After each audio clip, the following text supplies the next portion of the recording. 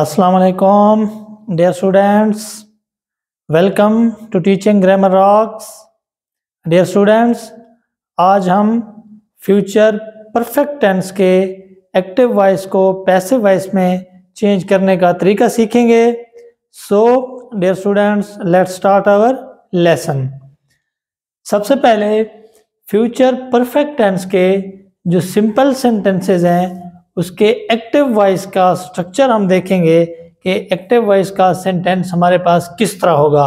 क्योंकि जब हमें एक्टिव वॉइस के सेंटेंस का पता चलेगा कि ये फ्यूचर का है, फ्यूचर परफेक्ट का है, फ्यूचर इंडेफिनिट का है, तो उसके बाद ही हम उसको पैसिव वॉइस में चेंज कर सकते हैं. तो जो पहला स्टेप है वो सेंटेंस की आइडेंटिफिकेशन है, उसकी पहचान है कि हमें सेंटेंस का पता चले कि ये कौन से टेंस का फिक्रा है और कौन सा सिंपल है, इंटेरोगेटिव है, नेगेटिव है या कंटिन्यूअस का सेंटेंस है, परफेक्ट का है. तो ये सबसे पहले ये पहचान ज़रूरी है.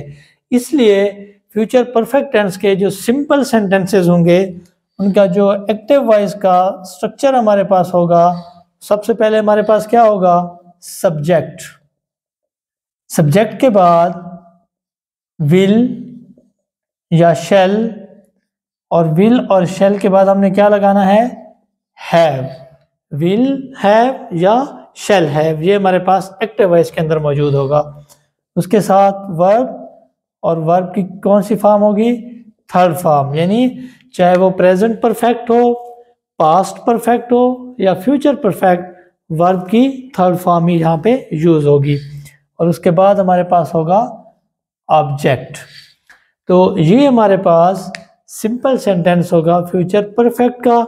हमारे पास जो इसकी सबसे बड़ी आइडेंटिफिकेशन है, पहचान है, वो विल हैव या शेल हैव का जो है वो हमारे पास यूज होगा एक्टिव वॉइस के अंदर. जब हम इसको पैसिव वॉइस के अंदर चेंज करेंगे तो सबसे पहले हमारे पास सब्जेक्ट, सब्जेक्ट के बाद विल हैव. इस विल हैव के साथ हमने इजाफा करना है बीन का. Will have been. हमारे पास विल हैव हो या शेल हैव हो हमारे पास एक्टिव वॉइस के अंदर, तो पैसिव वॉइस के अंदर हमने क्या लगाना है? विल हैव, और साथ में हमने इजाफा करना है बीन का, यानी will have been plus verb. तो वर्ब की ऑलरेडी जो है वो हमारे पास थर्ड फॉर्म मौजूद होगी एक्टिव वॉइस के अंदर. वर्ब के बाद हम लगाएंगे बाय, और बाय के बाद हमारे पास क्या आ जाएगा? ऑब्जेक्ट. तो ये हमारे पास स्ट्रक्चर होगा सिंपल सेंटेंस के एक्टिव वॉइस को पैसिव वॉइस में चेंज करने के लिए. तो इसी फार्मूले को, स्ट्रक्चर को सामने रखते हुए हम इसकी एग्जांपल देखते हैं और एक्टिव वॉइस सेंटेंस को हम पैसिव वॉइस में चेंज करते हैं. तो हमारे पास एग्जांपल है, दे will have done their duty. They will have done their duty. तो अगर इसकी पहचान की बात करें, इसकी शनाख्त की बात करें, तो ये will have और साथ में third form of the verb, ये हमें इंडिकेट कर रहा है, बता रहा है कि ये फ्यूचर परफेक्ट का टेंस है. अब हम इसकी पैसिव वॉइस बनाएंगे जिस तरह हमने उसका स्ट्रक्चर लिखा है कि सबसे पहले हम क्या लगाएंगे? सब्जेक्ट. तो सब्जेक्ट हमारे पास क्या होता है? जो एक्टिव वॉइस का ऑब्जेक्ट हो वो चेंज इनटू सब्जेक्ट. तो यहाँ पे ऑब्जेक्ट हमारे पास क्या है? There duty. तो ये जब चेंज होगा सब्जेक्ट के अंदर तो क्या बनेगा? There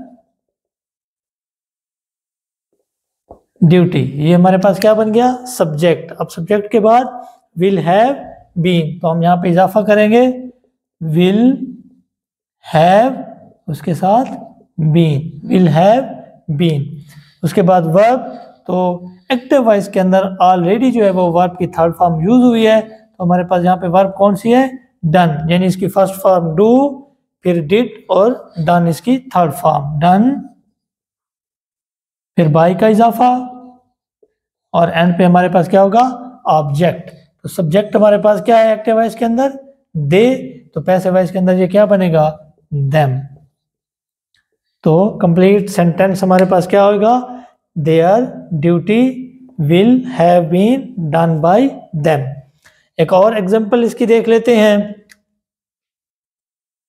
we